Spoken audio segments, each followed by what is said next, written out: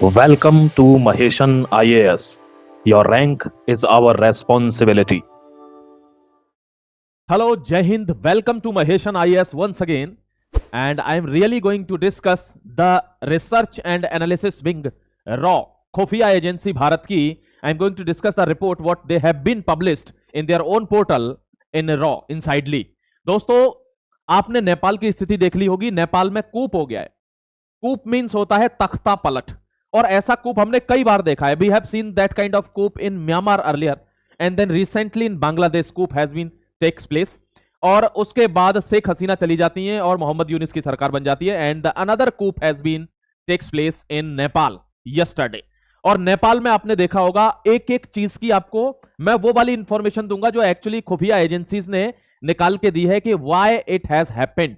ऐसा क्यों हुआ है, किस वजह से हुआ है. क्योंकि लोगों के दिमाग में एक छोटी सी गलतफहमी है, वे अभी भी इस इतने बड़े रेजिम चेंज को, that is a regime change, यानी ये एक नक्शा पलट हो गया है और इसको वो एक हल्की चीज ले रहे हैं. कह रहे हैं कि जेनजी जनरेशन थी. जेनजी का मतलब क्या होता है? जो 20 घंटे मोबाइल पर रहता है, रील स्क्रॉल करता है, इंस्टाग्राम देखता है, जो लगभग 2000 के बाद पैदा हुआ है, 20-25 साल की, 17 साल की जिसकी उम्र है.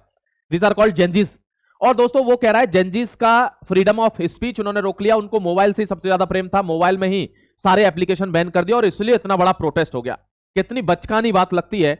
अगर आप कभी भी जब सरकार में शामिल होंगे और आप मतलब काम करेंगे, आप कभी भी इंटेलिजेंस ब्यूरो या रिसर्च एनालिसिस विंग या कोई भी सिविल जो विजिलेंस की जितनी भी टीम्स होंगी उनके साथ अगर कोऑपरेट भी करोगे, वर्क तो छोड़िए, तो आपको पता चलेगा कि चीजें बिल्कुल डिफरेंट होती हैं. बहुत ध्यान से समझना मैं क्या क्या चीज आपको बताने जा रहा हूं.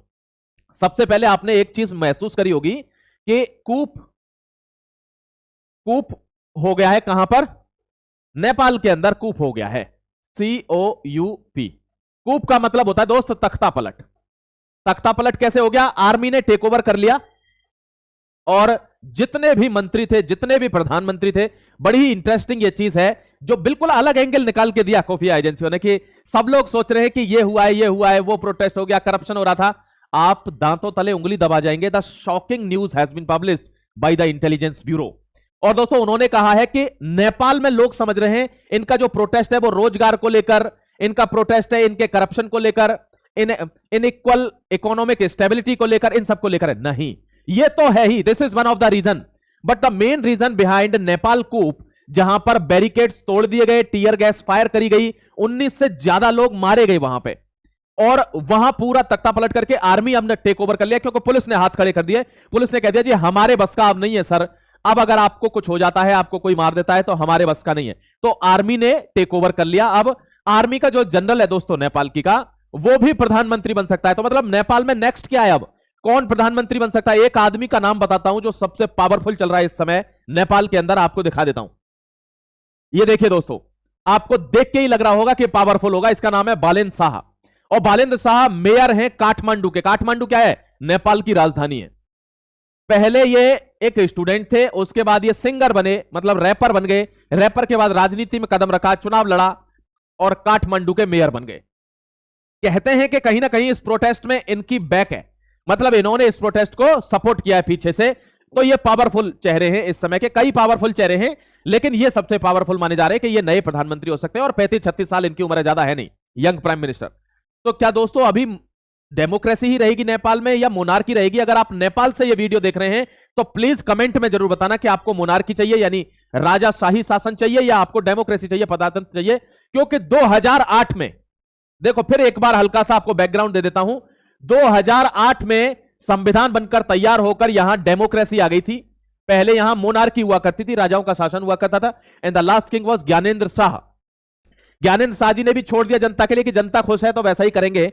और 2008 में ये आई डेमोक्रेसी. 2008 से 2025 दोस्तों 15 प्रधानमंत्री बदल गए, यानी 17 साल के पॉलिटिकल करियर में नेपाल के में 15 प्रधानमंत्री चेंज हो गए. आप समझिए वहां कहां स्टेबिलिटी आएगी.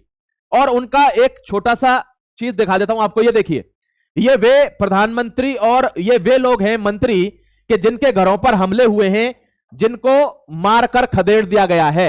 ध्यान रखना दोस्तों, ये सारे वही मंत्री हैं. ये कौन है? ये वही 3 लोग हैं, प्रचंड, बादेव और केपी शर्मा ओली. ये वही 3 हैं जो घूम फिर के कभी तू बन जा, कभी मैं बन जाऊंगा, कभी मैं बन जाऊंगा, यही चल रहा था। लेकिन जो सबसे ज्यादा चाइनीज प्रो अगर कोई प्रधानमंत्री निकला नेपाल में तो वो कौन था?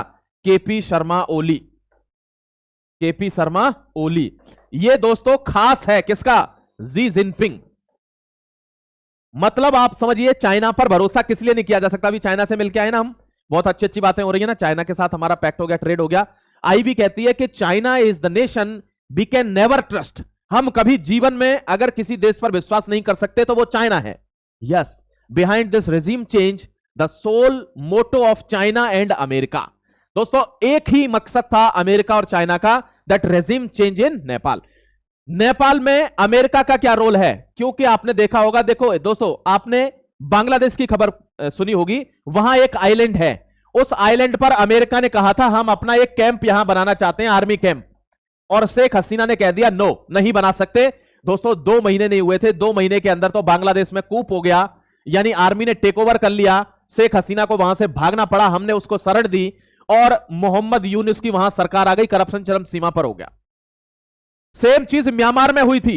म्यांमार में भी कहा था यूएसए ने कि हम अपना बेस बनाना चाहते हैं, म्यांमार ने मना कर दिया, and coup had been taken place in Myanmar as well. और वहां आर्मी ने वहां की जो लेडी है, आप बहुत फेमस लेडी है, आप देखना एक बार इंटरनेट पर जाकर, और वांग वी को वहां से भगा दिया, यानी वहां भी कूप हो गया। अब बारी थी नेपाल की। क्यों? नेपाल एक बहुत बड़ा गेम प्ले कर रहा था चाइना इंडिया के साथ। दोस्तों चाइना का बहुत पैसा नेपाल के पास है। मतलब आपको एक खबर दे देता हूं, शायद आप इससे शॉक्ड भी हो सकते हैं, ध्यान रखना। एक चीज आपको बताऊंगा, देखिए यहां एक फोटो आपको दिखेगा, इस फोटो पर बहुत अच्छे से नजर डाल लेना प्लीज, मेरी रिक्वेस्ट है। ये लेडी आपको दिखेगी, ये लेडी कौन है? ध्यान रखना, कहते हैं कि दिल दीवानी का डोला दिलदार के लिए। दोस्तों चाहे कोई कितना भी धुरंधर क्यों ना हो, अगर वो सही आदमी नहीं है तो फिसलेगा जरूर। ये चाइना की फॉरेन एम्बेसडर है, और इसको जब ये नेपाल के साथ आई तो केपी शर्मा ओली को इसने हनी ट्रैप किया। अब ये बात मैं बोल रहा हूं क्या? No, that is the report given by the Intelligence Bureaus, कि इस लड़की ने इस आदमी को हनी ट्रैप किया, ये इसके जाल में फंसा, और नेपाल में आज वही हो रहा है जो चाइना चाहता था, जो अमेरिका चाहता था। यस एग्जैक्टली, वो रेजिम चेंज चाहते हैं। आपको पता होगी इस ओली ने, ये इतना बड़ा पोपट है दोस्तों, टट्टू है किसका? जी जिनपिंग का। जी जिनपिंग ने 5 गांव घेर लिए थे नेपाल में। अब वो 5 गांवों में चीन आ गया था, उसके बाद ये आ गई, तो ये तो नैन मटक्का चल रहा था यहां। बट यहां क्या हो गया? इसने क्या किया? सब चीजों को कर्व कर दिया कि कोई आवाज ना उठा पाए, ये गांव इन्हीं के हैं। वहां चाइनीज लोग आ गए, वो माइक पे लिटरली अनाउंस कर रहे थे कि that land belongs to us now, please don't disturb us. और वो 5 गांव उन्होंने कब्जा लिए। इस तरीके से दिक्कत हुई किसको? चाइना को, कि अगर यहां पर हम इस तरीके से घुसते चले गए तो भारत कुछ एक्शन लेगा। लेकिन उससे भी ज्यादा दिक्कत किसको हुई? अमेरिका को, कि अगर यहां पर मैं बेस नहीं बना पाया, चाइना ने बेस बना लिया, तो मेरे हाथ से साउथ एशिया गया। क्योंकि नेपाल तो बहुत ही छोटा देश है ना दोस्तों, 7 राज्य हैं इसमें, 77 जिले हैं, और सब में इंसर्जेंसी है, यानी टर्मोइल है, सब में बहुत भीषण दिक्कत है सब में। अब ये जब हनी ट्रैप हुआ तो बहुत दिनों पहले मैंने एक आर्टिकल में बताया था कि ये हनी ट्रैप हो रहा है, तो लोगों ने कमेंट्स करे थे कि अरे ऐसे कैसे हो रहा है, क्या कुछ भी बोल रहे हो। अब आ रहा है मजा, अब आ रहा है मजा। दोस्तों आपको यही समझ में आना चाहिए कि कोई वीडियो अगर मैंने 3 साल 4 साल पहले भी बनाया है तो दैट हैज सम वैल्यू। इसलिए मैं आपसे कहता हूं बहुत ध्यान से देखना, जब ये हनी ट्रैप हुआ ये लेडी के द्वारा, उसके बाद रेजिम चेंज का यहां पर प्रस्ताव हुआ और रेजिम चेंज हो गया। अब लोगों ने क्या किया है, जो जेंगजी हैं उन्होंने कुछ नहीं किया, सिर्फ सोशल मीडिया और जो एप्लीकेशन बैन हुए हैं वो उनकी वजह से नहीं। ये पता है किसने ऑर्डर पास किया था? इसका सरकार का कुछ लेना देना नहीं है इसमें। That order has been passed by Nepal supreme court. Court ने पास किया है भाई ये ऑर्डर। तो कोर्ट ये अब क्या क्या जला दिया वहां पे? देखो पार्लियामेंट जला दी नेपाल में, राष्ट्रपति भवन जला दिया, सारे मंत्रालय जला दिए, सुप्रीम कोर्ट जला दिया, मतलब पूरी की पूरी सब कुछ जला दिया, पूरा रिज्यूम खत्म हो गया। अब नया कौन? नया मतलब मैंने आपको दिखाया, ये व्यक्ति इनमें मोस्ट पावरफुल है, he can be the next prime minister of Nepal. ये देखने पे पता चलेगा, अभी डेवलपमेंट देखेंगे क्या हो रहा है, लेकिन जरूरी नहीं है कि यही बन जाएगा। अभी और भी लोग काफी रेस में हैं, अभी रवि भी रेस में है, ठीक है। अगर आप उसको जानते होंगे तो वो वही नेता है जिसका युवाओं में क्रेज है इस टाइम पर नेपाल के अंदर। जेल से छूटने के बाद 1500 कैदी उसके साथ छूटे और उसने हवा दे दी इस आंदोलन को। फिलहाल क्या हो रखा है, ये वो लेडी है जिसने हनी ट्रैप किया था केपी शर्मा ओली को। ध्यान रखिए दोस्तों, अगर आप में इतना मादा नहीं है कि आप इन चीजों से बच सकें तो फिर ऐसे नमूने हमेशा देखने के लिए आपको मिलते ही रहेंगे, हमेशा मिलते रहेंगे। ये चीन ने जो भी मामला यहां सेट किया था, यूएसए ने एक बार में उसको नास्ते नाबूद कर दिया। क्या आपको लगता है भारत में यह कोशिश नहीं की गई थी? अगर आप अनजान होंगे तो कहेंगे हां सर भारत में नहीं की गई। नहीं, भारत में Shaheen Bagh is one of the incident. यह किस लिए हुआ था? यह इसीलिए हुआ था कि पूरे भारत में इंसर्जेंसी हो जाए। लेकिन अब ट्रंप चचा वहां बैठ के सोच रहा होगा यार इसका लीडर गड़बड़ निकल गया भारत का, साला 140 करोड़ लोग हैं और इनको भी मैं भड़काकर कोई इंसर्जेंसी नहीं कर पाया। फिर जब यह फेल हुआ तो दूसरा उसने एक और तरीका अपनाया, एनआरसी, सीएए, इन पर प्रोटेस्ट करवाए। कहां? शाहीन बाग वगैरह में। उसके बाद सबसे बड़ा मूवमेंट था किसान आंदोलन, पंजाब का किसान। दोस्तों किसान भोला भाला होता है, किसानों को बरगला के ये जो फार्मर प्रोटेस्ट करवाया था और उनको यहां तक पैसा मुहैया करवाया गया था अमेरिका की तरफ से कि आप ट्रैक्टर उठाओ, ट्रॉली उठाओ, अपने सारे हथियार उठाओ, पहुंच जाओ कहां? लाल किले पर। और वे पहुंचे थे। देखिए सेम पैटर्न नोटिस कीजिए, अगर आप थोड़े से इंटेलेक्चुअल होंगे तो पैटर्न नोटिस करेंगे कि सेम पैटर्न है। आदमी डायरेक्ट कहां पहुंचा? लाल किले, और वहां से झंडा भी उखाड़ा उन्होंने। यही आपको समझने की बात है कि अमेरिका सीधे तौर पर एक धमकी देता है इनडायरेक्टली कि अगर मेरी बात नहीं मानी तो दिक्कत तुम्हें बहुत ज्यादा होने वाली है, सरकार से हाथ धो बैठना पड़ेगा। लेकिन भारत में माफ कीजिएगा यह पूरा प्लान नास्ते नाबूद हो गया, उस पर उल्टा पड़ गया। गर्व होना चाहिए हमें अपने देश पर कि हम ऐसे देश के निवासी हैं कि हम इतने ज्यादा 140 करोड़ होने के बावजूद भी हम दोस्तों नेपाल जैसी स्थिति में आज नहीं है। इसलिए ध्यान रखना, कोई भी देश उसके नागरिकों पर डिपेंड होता है, हमको यह बात समझनी होगी।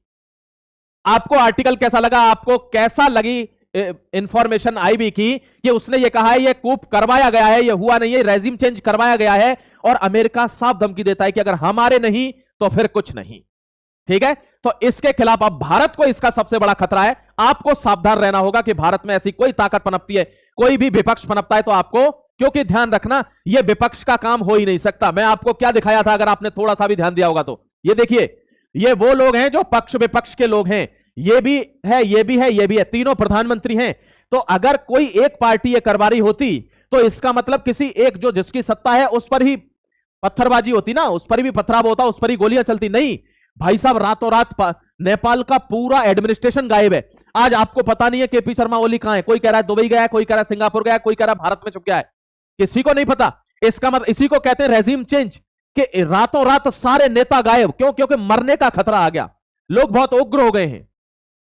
ध्यान रखिएगा, जब सारे के सारे लोग एक साथ पिसे जाते हैं तो हाथ किसी तीसरे का है, यानी अपने देश की बात ही नहीं है। तो इस चीज से आपको सावधान रहना होगा। And I will see you in the next editorial very soon. Till then take care, God bless you, जय हिंद, वंदे मातरम।